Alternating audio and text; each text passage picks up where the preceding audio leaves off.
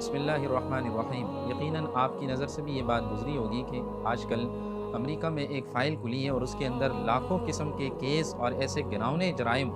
ایسے گناؤنے کردار سامنے آئے ہیں، اور ان میں سے ان لوگوں کے نام سامنے آئے ہیں جو اس وقت بہت سارے ممالک کے بڑے بڑے صدور بھی ہیں، بہت سارے ممالک کے بڑے اہم عہدوں پر شخصیات بھی ہیں، اسلامی ممالک کے سربراہان بھی ہیں۔ پہلی بات تو یہ سمجھیے کہ یہ کوئی ان کے لیے کوئی آج کی کوئی نئی بات نہیں، یہ ان کے لیے بہت پرانی بات ہے، اس لیے کہ ان مغربی ممالک نے اپنے ملکوں کے اندر ایسا قانون نافذ کیا ہے، اور اس قانون کے تحت ان کو جنسی خواہشات کے پیچھے پڑ گئے، اور جنسی خواہشات کے اندر اس حد تک آگے آ گئے کہ پھر ان رضا اور رضامندی والی جنسی خواہش بھی پسند نہیں،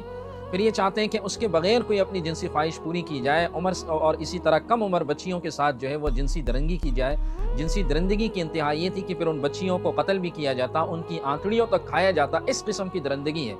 اس کے پیچھے اہم چیز کو سمجھیے کہ یہود کا یہ ایک فلسفہ رہا ہے، یہود کی یہ سازش رہی ہے کہ مسلمانوں کے بڑے طاقتور لوگوں کو قابو کیا جائے،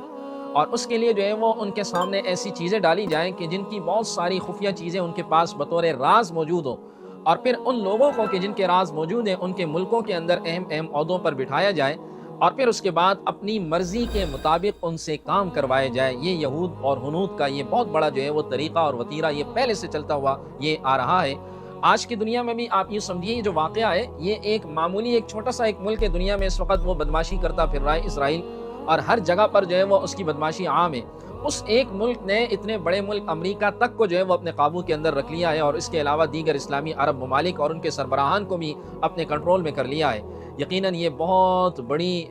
بڑا لمحہ فکریہ ہے مسلمانوں کے لیے، مسلمانوں کے سربراہان کے لیے، کہ مسلمانوں کے سربراہان اگر ناف کے نیچے اپنے آپ کو قابو میں نہیں لائیں گے تو پھر ظاہر ہے اس طرح کی کردار، اس طرح کی چیزیں ان سے کروائی جائیں گی، اور اس طرح کے معاملات سامنے آئیں گے، اور اپنی مرضی کے مطابق ان کے ممالک کے اندر ایسے قوانین جو ہے وہ نافذ کیے جائیں گے۔ ہمارے ملک کے اندر بھی آپ یوں سمجھیے اس وقت ایک قانون سامنے آیا ہے، اور وہ قانون یہ کہ 18 سال سے کم عمر بچی وہ جو ہے وہ نکاح قانوناً جو ہے وہ نہیں کر سکتی، اور قانوناً اگر وہ کیا تو یہ قانون بن چکا ہے اور پھر وہ ایک جرم کہلائے گا۔ یاد رکھیے قانون صراحتاً قرآن و حدیث کے خلاف ہے۔ قرآن و حدیث میں بلوغت شرط ہے، اگر لڑکی بالغہ ہے، لڑکا بالغ ہے، اس صورت میں اس کا نکاح ہو سکتا ہے، چاہے وہ 15 سال کی ہو، چاہے وہ 14 سال کی ہو، چاہے وہ 17 سال کی ہو، شرط جو ہے وہ اس کی بلوغت ہے۔ عمر کے تعین کا جو ہے وہ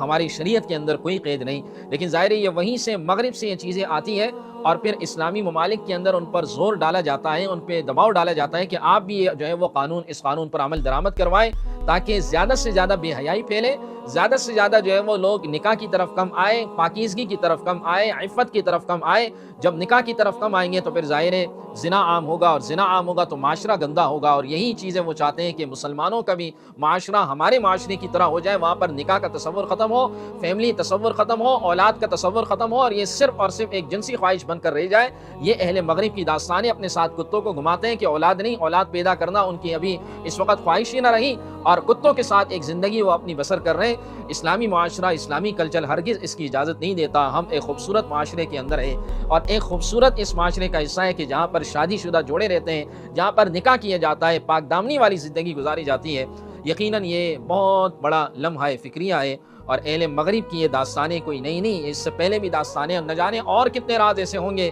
جو کہ اس وقت فائلوں کے اندر پڑے ہوں گے اور دنیا کے سامنے وہ ابھی تک نہیں آئے۔ یہ تو اس کا ایک چھوٹی سی ایک جھلک تھی، اور نہ جانے کس بنیاد پر انہوں نے اس وقت اس کو پبلک کیا، وگرنہ اس سے بڑے بڑے راز ہوں گے جو کہ وہ مدفون ہوں گے۔ اللہ کریم جو ہے وہ ہمارے ملک پر رحم فرمائے، اور ہمارے ملک کو خالصتاً ایک اسلامی ملک کا، ایک کلچر والا ایک ملک بنائے۔